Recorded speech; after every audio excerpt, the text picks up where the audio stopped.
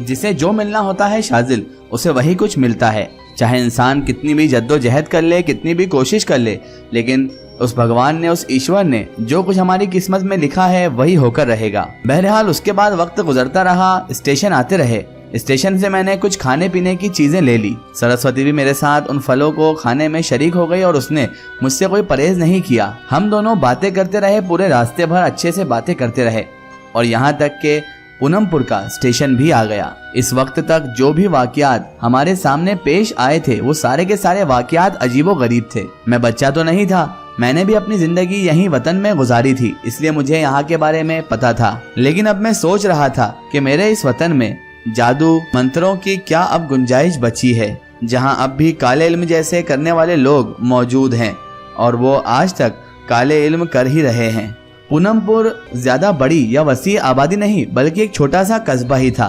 वहाँ पर मुसलमान का इलाका होने के तमाम निशानात मौजूद थे कि ये एक मुसलमान इलाका है। जैसे ही हम स्टेशन से बाहर निकले और अभी थोड़ी दूर ही पैदल चलकर गए थे कि टक टक करता हुआ तांगा हमारी जानिब आने लगा।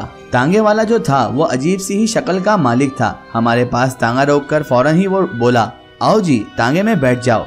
हम तो उस तांगे वाले की शक्लो सूरत को हैरत से देखने लगे। फिर उसने दोबारा कहा, आ जाओ भाई आ जाओ, इस तांगे में बैठ जाओ, हमें राजन महाराज ने ही आप दोनों के लिए यहाँ पर भेजा है। राजन का नाम सुनकर मैं तो हैरान रह गया कि इस तांगे वाले को कैसे पता कि हम दोनों लोग आने वाले हैं। बहरहाल हम तांगे में बैठ गए। उस वक्त मस्जिदों से अजानों की सदाएं बुलंद हो रही थी। मैंने अजीब सी नजरों से जब सरस्वती को देखा तो देखा कि उसकी गर्दन नीचे की जानिब झुकी हुई थी। हम सफर करते रहे और बस्ती में मैं निगाहें डालता रहा। तांगा सरसों के खेतों से गुजरते हुए अब पक्की सड़कों से गुजरने लगा, जो थोड़ी थोड़ी कच्ची भी थी और थोड़ी थोड़ी पक्की भी थी। घोड़े के पैरों से धूल उड़ रही थी। साफ तौर पर दिखाई दे रहा था कि ये कोई कस्बी इलाका ही है। इधर सरसों के खेत खत्म हो गए, लेकिन तांगा था जो अभी तक ना रुका था। सफर करते करते हम लोगों को काफी देर गुजर गई। यहाँ के ये सफर हद से ज्यादा ही लंबा हो गया था। मैंने तांगे वाले से आखिर परेशान होकर पूछ ही लिया, और कितनी दूर है भाई?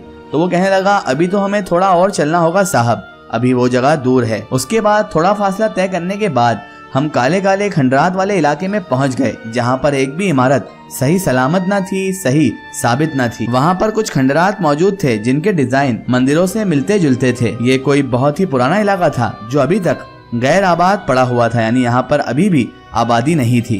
किसी जमाने में हो सकता है यहाँ पर आबादी होगी, लेकिन अभी तो फिलहाल यहाँ पर कोई भी आबादी थी ही नहीं।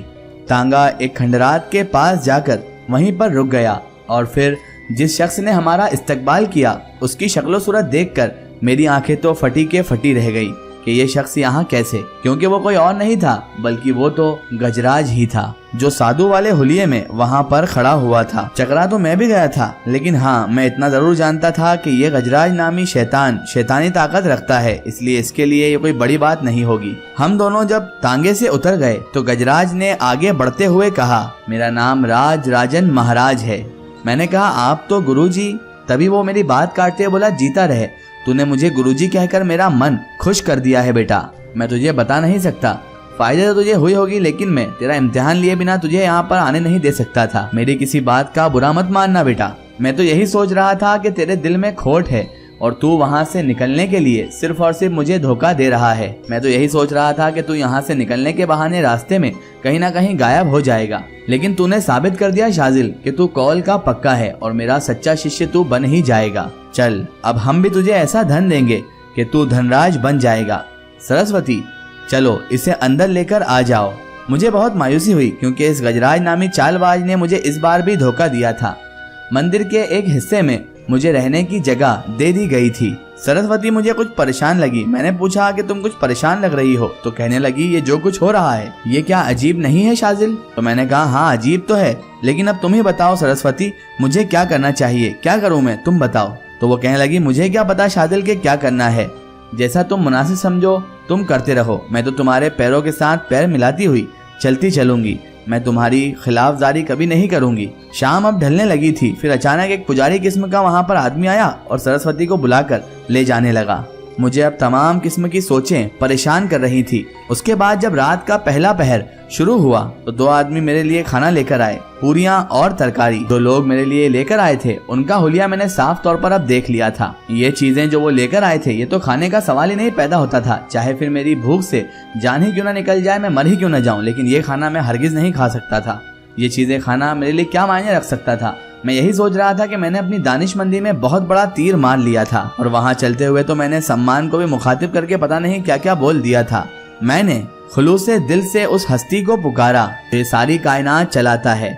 मैंने पुकारा, ऐ अल्लाह, ये सारी जिंदगी से कहीं ज्यादा कीमती है मेरे लिए। ऐ परवरदिगार, हालात ने मुझे ऐसे जानिब मोड़ दिया है, मैं कोई भी ऐसा काम नहीं करूँगा जिससे मेरा ईमान खराब हो जाए या ईमान पर कोई असर पड़े।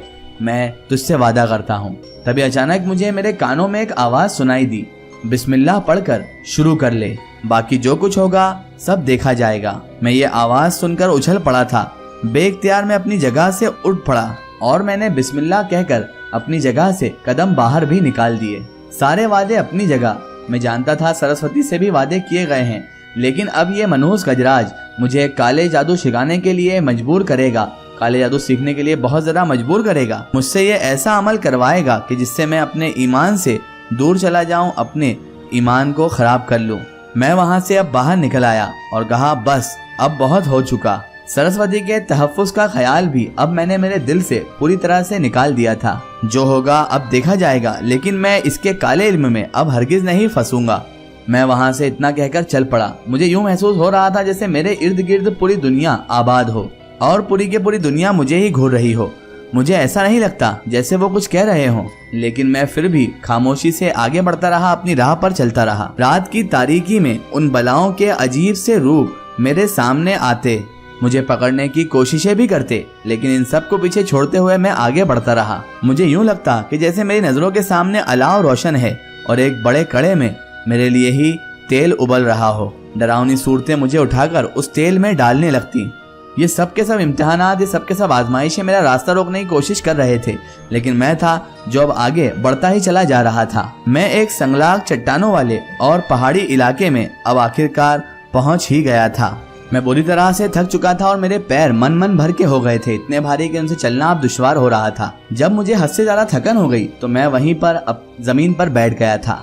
मालूम नहीं था कौन सी जगह है। दिल में सोच रहा था कि मैं सम्मान को मुखातिब करके जो अल्फाज मैंने अदा किए थे, शायद वो मेरा गुरूर था, शायद मैं बहुत ज्यादा तकब्बुर में आ गया था और मैंने गुलाम सम्मान को भी पता नहीं क्या क्या कह दिया उसे मुखातिब करके, और शायद ये उसी गुरूर की मुझे सजा मिल रही है। मैं अपनी जगह पर बैठा हुआ अपने किए पर शर्मिंदगी का एहसास कर रहा था। रात बहुत आहिस्ता आहिस्ता से कट रही थी। फिर शायद सुबह हो गई जब परिंदों की आवाज से मुझे ये एहसास हुआ कि मैं यहीं पर हूँ अभी तक, और मेरी बोझल आंखें अब खुल गई और सुबह हो चुकी थी। तभी अचानक अपने आप ही मैंने अपनी कानों में एक सरगोशी सुनी, बेशक तू अपनी सोच में बिल्कुल पक्का निकला, जो भी मेहनत करते हैं वो फल पाते हैं। मुझे इस तरह की सरगोशी की साफ आवाज आई। मैंने जब इधर उधर निगाहें दौड़ाई तो मुझे एक दरख्त नजर आया। दरख्त पर नाशपतियां लगी हुई थी और मेरा अंदाजा अगर गलत नहीं था तो जो सरगोशी की आवाज थी वो अमीर शाह साहब की ही आवाज थी। मैं आहिस्ता आहिस्ता पहले उठा और उसके बाद धीरे धीरे चलकर उस दरख्त के पास पहुंच गया। मैंने पहले तो नाशपतियां तोड़ ली, उसे खा ली, और उसके बाद तो मानो मुझे ऐसा लगने लगा जैसे मेरा पूरा का पूरा वजूद सैराब हो गया हो, पूरा के पूरे वजूद में तवानाई आ गई हो। मैं वहीं पर उस फल को खाने के बाद सो गया। जब उठा तो शाम हो चुकी थी। चरिंदे परिंदे फिजाओं में फैल चुके थे और इनकी साफ चहचहाने की आवाज आ रही थी। मैंने सोचा, ये खुदाया, काश मेरा भी कोई घर हो, मेरा भी कोई ठिकाना हो, काश मैं भी इन परिंदों की तरह, इन चरिंदों की तरह अपने घर पहुंच सकता। ऐ परवरदिगार, इस दुनिया में ना जाने कहां कहां पर लोग आबाद हैं, कहां कहां बसे हुए हैं, काश मेरा भी कोई घर होता। यही हसरत मेरे दिल में थी। बहरहाल हो सकता है कि उसे मेरे भागने का इल्म हो गया हो।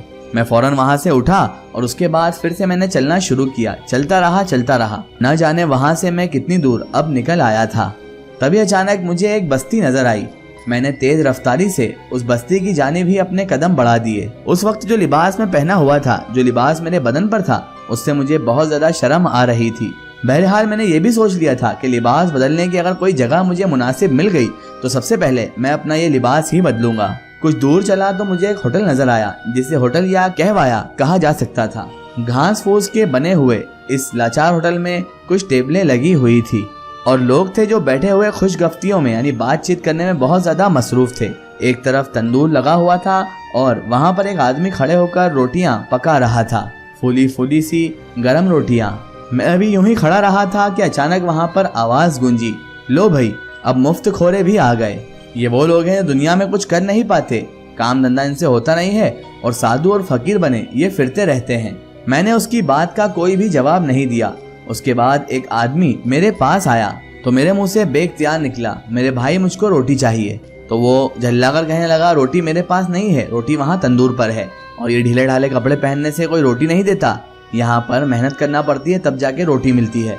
मैंने कहा मैं मेहनत करना चाहता हूँ। तो वो कहने लगा, अच्छा मेहनत करोगे, चलो एक काम करोगे। मैंने कहा वो हर काम करूंगा जिसके बदले तुम मुझे रोटियां दे सकते हो।